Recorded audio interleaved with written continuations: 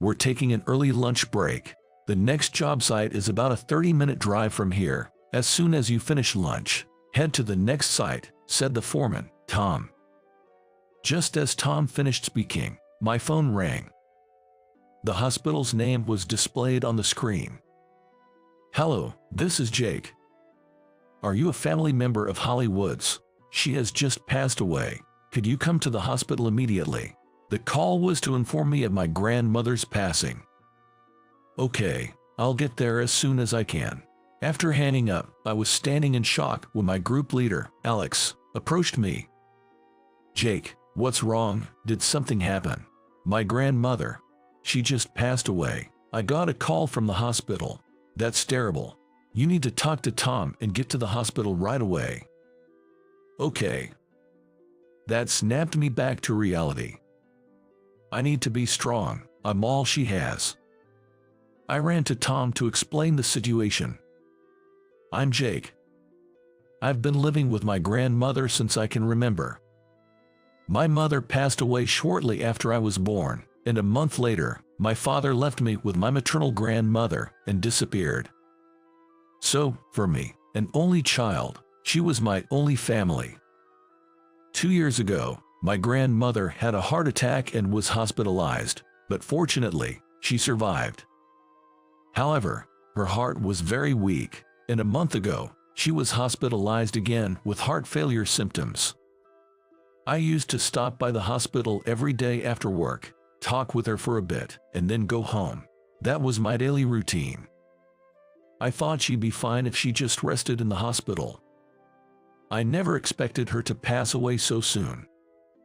Tom, I'm sorry to bother you, but I just got a call from the hospital. My grandmother, who was hospitalized, has passed away. May I leave early today? Also, I think I'll need to take bereavement leave for about a week starting tomorrow. I'm really sorry for the inconvenience.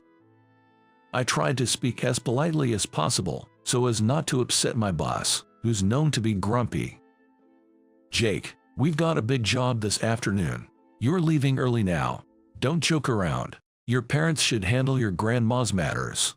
Startled by Tom's sudden yelling, I explained that I had no parents or siblings. But Tom's shouting only escalated. Listen, Jake, you have 5 certifications. The afternoon job site requires your qualifications to work. If you want to leave early, find someone with the same certifications to replace you. What? That's unreasonable. In our company, there are only a handful of field workers who hold more than 5 certifications. Moreover, these field workers are divided into 4 groups to carry out their jobs. It was absolutely impossible to get someone from another group to replace me. Also, our company doesn't have bereavement leave. If you're absent tomorrow, it's a no-show. I've said it before, but find someone with the same qualifications to cover for you. I was hoping for bereavement leave, but nervously relayed the information to my supervisor. I don't mind being marked as absent, but it's impossible to find someone with the same certifications as me right away. I really need to leave soon. Is that okay? What? Don't mess with me. This is why we can't rely on people from Smith Construction. Then, Alex, standing next to me, said something. I'll take over. I have 7 certifications, more than Jake, so no complaints, right? I'll work from this afternoon for a week, said Alex. What? No, Alex, you've just finished 3 consecutive night shifts, right? And if I remember correctly, you were supposed to take a week off for summer vacation starting tomorrow. It doesn't feel right to ask you to do this. Our work is almost year-round. We take turns taking breaks during Christmas and summer vacations, shifting days. Alex glared at Tom, then he said, do as you like, Miss Smith Construction. Just don't end up overworking yourself and complaining about it later. Tom said it in a mocking tone. She quickly responded, don't worry about it. Then, Alex patted me on the shoulder and said, Jake, you better go quickly. Alex, thank you so much. I'll contact you once things settle down. I thanked to her and ran towards the station. Alex and I originally worked for a company called Smith Construction. Though in construction, We didn't work on high-rise apartments or commercial buildings like major contractors, but rather on inspecting and maintaining underground gas pipes and connecting new pipes when switching from propane to city gas. Some call this kind of work 3Ds, but I love the president, my colleagues, and plan to stay until retirement. I started working at Smith Construction as a part-timer in high school and joined full-time after graduating. Alex Smith, the daughter of the company president, was my colleague who joined after graduating from college. It's tough to study for certification exams while working, but get whatever you can in your 20s, Alex advised, helping me study and earn 5 certifications. Alex, with a college degree, went on to acquire 2 more, becoming the employee with the most certifications. But now, Alex and I work for a company called Brown Construction. There's a reason for that. It dates back to 6 months ago. Can everyone gather around? The president of the company, Chris Smith, usually sitting near the office window, stood in front of the whiteboard and called everyone. What's going on? Chris, usually cheerful, seemed a bit tense. As I wondered, I lined up with the others in front of him. Well, this is difficult to say. Our Smith Construction will be merged into Brown Construction, he announced. What? The office went silent for a moment, then buzzed with whispers. Kendrick, our supervisor, approached Chris anxiously. Chris, what does this merger mean? We haven't heard anything about this. When was this decided? Actually, Johnson Materials said they would no longer do business with us. Our parts and materials are quite specialized, so losing Johnson Materials means we can't work once our current materials run out. That's terrible. Why did it come to this? Chris looked down, regretfully, amid the murmurs.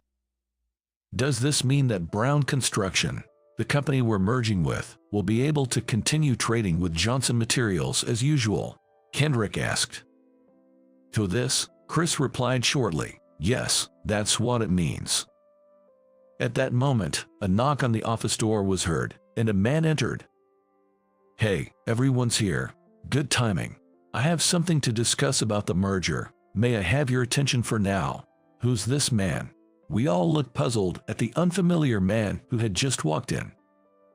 Oh, Paul, I haven't even told them half of it yet. Could you give us a moment? The man, called Paul, interrupted Chris's attempt to explain. There's no need to trouble Mr. Smith any further. I'll make this brief. My apologies for the late introduction.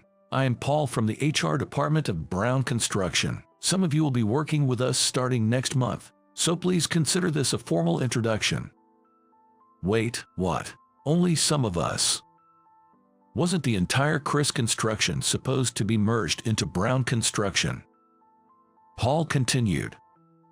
Alex, Jake, and 3 others, making a total of 5, will be working with us from next month. Please accept these documents. Then Alex, with a stern face, asked, What do you mean by 5 people? What about the rest of us? Our company policy dictated not employing anyone over 50 or those who don't have at least 3 certifications.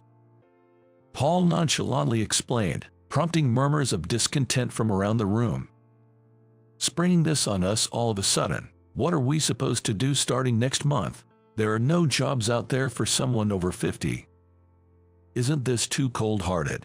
Hearing this, Paul's expression turned sour as he retorted, Your job is a test of physical strength. It's clear that field workers over 50 become a liability with their complaints of back pain and failing certification renewal exams, and those without at least 3 certifications. That's simply out of the question.